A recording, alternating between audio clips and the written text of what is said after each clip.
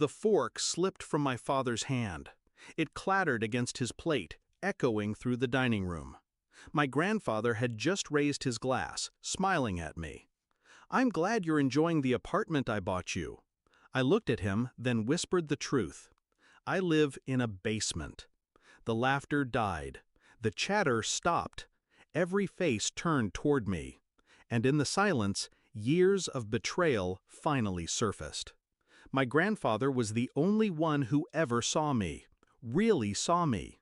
He knew I worked late nights, saved every penny, fought for stability when no one else cared. When I turned 25, he promised me help. "You deserve your own place," he said, "something that's yours." He told my parents he was wiring the money, a down payment, a gift. He wanted me to start life on solid ground. I believed him. I believed them. But I never saw that money.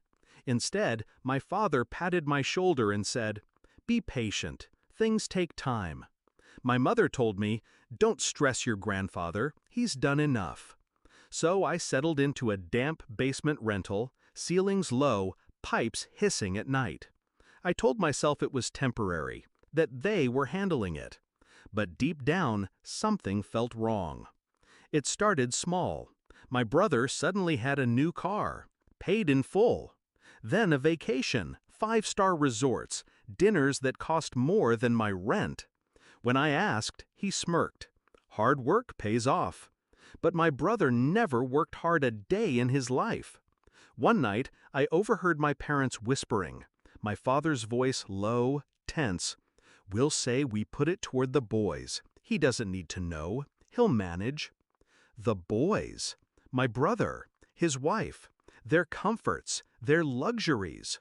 And my grandfather's gift, meant for me, was gone. I didn't explode. I didn't beg. I let them think I was blind. I let them think I was grateful for scraps. Because silence is a blade. The longer you hold it, the sharper it becomes. I started collecting. Bank statements, transfer records, dates, receipts with my brother's name tied neatly to funds that should have been mine. Every detail, every proof, every betrayal cataloged. And then I waited. My birthday brunch was the stage. The table set, plates polished, glasses sparkling. My parents at one end, my brother and his wife at the other. My grandfather, smiling, seated beside me. They thought it was just a celebration. But I had already spoken to my grandfather. I had shown him the statements, the transfers, the car, the vacations. His silence on the phone had been deadly. Now, in that room, he delivered the line I needed. "I'm glad you're enjoying the apartment I bought you." And I dropped the truth like a match onto gasoline. I live in a basement. The silence stretched, suffocating. My grandfather's smile faltered. He looked from me to my parents, confusion hardening into fury. "Basement?" he asked. I held his gaze. The money never reached me. My father's face blanched. My mother's hands trembled. My brother stared at his plate. I pulled the folder from my bag and slid it across the table. Neat, organized, undeniable. Here's where it went. My grandfather flipped through page after page. His jaw clenched tighter with every turn.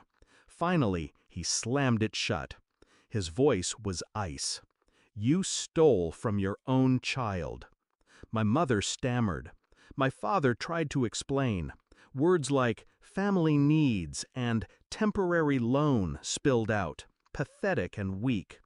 But it was my brother's wife who broke first. Her smirk vanished. Her face drained. She whispered, "You said he'd never know." The table cracked open like an earthquake. Accusations, denials, rage spilling everywhere. And I just sat there, calm, watching the empire of their lies collapse. By the end of brunch, nothing was the same. My grandfather stood, voice trembling but firm. "Every cent will be returned, and if not, you'll face me in court." He turned to me, placing his hand on my shoulder. Never again. My father couldn't meet my eyes. My mother's tears fell into her untouched food. My brother sat pale, stripped of arrogance. As for me, I didn't gloat. I didn't need to. I had given them years of silence, years to bury me under their greed. But one whisper, one truth, brought their whole world down. That basement wasn't my prison anymore. It was my proof. And when I walked out of that restaurant, the sun on my face, I finally felt what freedom tastes like. Sharp, clean, and mine.